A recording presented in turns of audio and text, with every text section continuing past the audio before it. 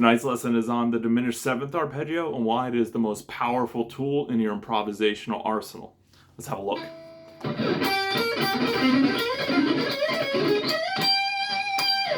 There we have it. It's sort of a basic approach right there. I actually did the B flat on the G string. So this is a 1, 2, 3, 4. That's all 4 notes of the arpeggio there.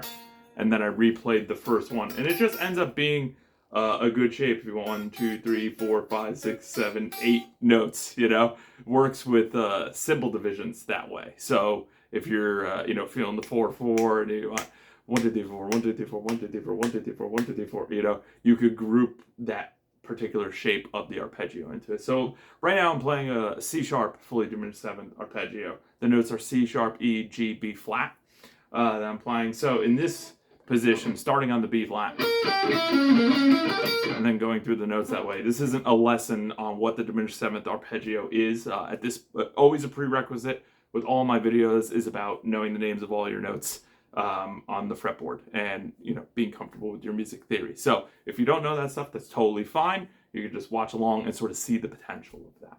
Okay, so in the approach, right, the beautiful thing about this as a music theory concept is the fully diminished seventh arpeggio, the chord itself is completely symmetrical. There's literally 3 half steps between each of the chord tones before you get to a repeat of the chord tones. So let's say, and you could start from any of the chord tones. It all has the same sound, right? But let's say I take it from a C sharp, and then my E, and then my G, and then my B flat, and my C sharp. Well, you see as I keep going up, it's all the same gap, it's all the same sound. So what's beautiful is that any of these chord tones played in any order all have this sound of the fully diminished seventh arpeggio, right? So that being said, there's quite a few ways to map it as opposed to major or minor chord, especially once you have sevenths. Then you have a 4-note version, starts sounding a bit more scalar. But the fully diminished seventh arpeggio is like in its complete form in the all 4-note version. So probably just that, like starting with the low note, then going up.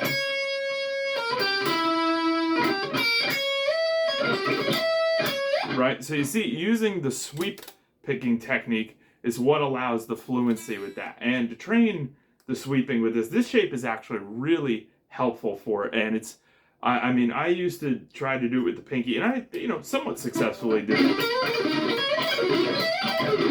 It's doable, but there's something to be said about just sort of, using a very tilted position. It just sort of is, I find it actually easier to grab the notes. So it just sort of, for me, that's just more of a go-to. And it's a little easy, I find, that you just sort of know the full size of the stretch. And then as you shift position, is especially like if you start high up, like if I'm here and I want to come down, you see how what I got to do is I got to get my third finger and my first finger into the right spots in order to have the shape right. So the third finger is on the B flat there and the first finger is on the G, right? So if I'm here, or let's go with the,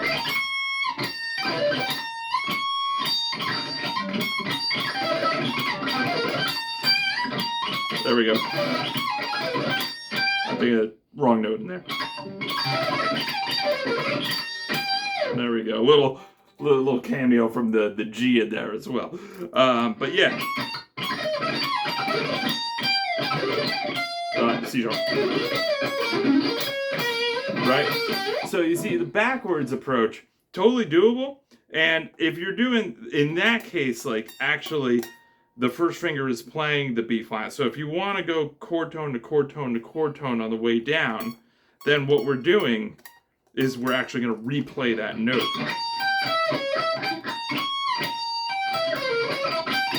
Right, so the B flat got played twice. Sort of first on the turnaround. So I'm here, I play the top note, I play the B flat, I go low, and then I play the B flat with the top finger. So that affects the number of notes that are actually in the grouping, right? So looking at it that way, if I want to work it back sequentially, which again is literally has a very Malmsteen sound that was very established. So if you're going for that kind of thing, then you can just take it here, there. See, now that's a little bit different. It's because I didn't go to the lower note on the G string. I just went there to there and then replace the finger. So I'm going for like a double note. Let's see. Yeah, like that. So like that. It's a really neat texture. You can't really get it with scales or even major or minor arpeggios. Not that I know of, because they don't have that symmetry to them. All the shapes will then require certain extensions and contractions as you work through. But with the diminished seventh arpeggio, you have that music theory symmetry that allows you to maintain it, right? Now let's talk about other strings, okay? So that's this way, right? And again, train it very slowly. You can, I just want to take one moment to sort of talk about, and this is sort of just in general, a little sweep picking tactic kind of thing, but you should practice both with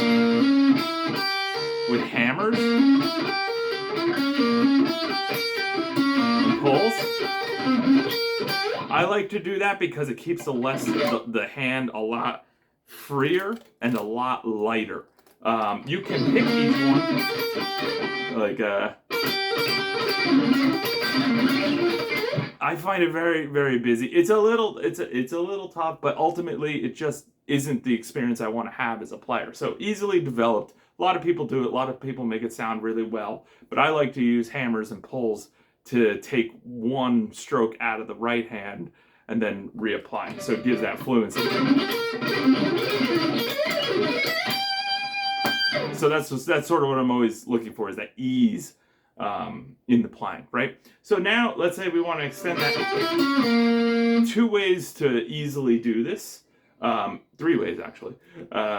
One would be understanding that the diminished seventh arpeggio as a 2-note per string version is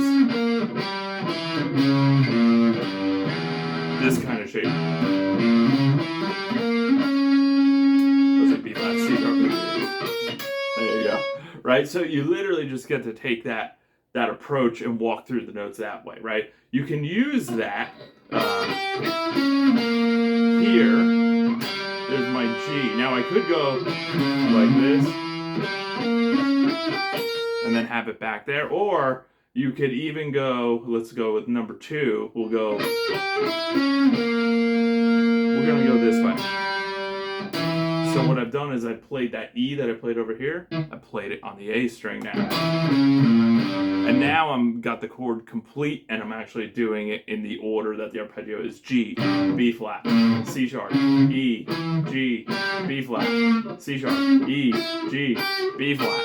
And this shape, since the chord is completely symmetrical, this shape will work in all the positions of the chord. So that's why it's super versatile.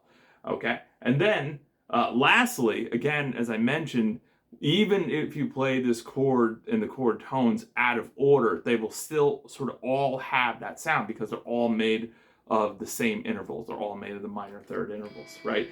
So as I play through this, I could do the 3-string version, literally the Malmsteen approach, right? Greatly inspired by Uli John Roth, right? And then play the G, skip over the E, and play the C sharp, and play the G.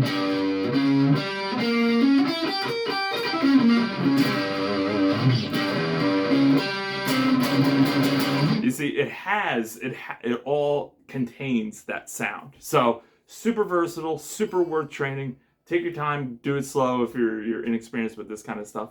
But hopefully, 1, this is very insightful. 2, hopefully it makes a great case for thinking, leading your playing with thinking about the names of the notes, so you can apply your music theory everywhere.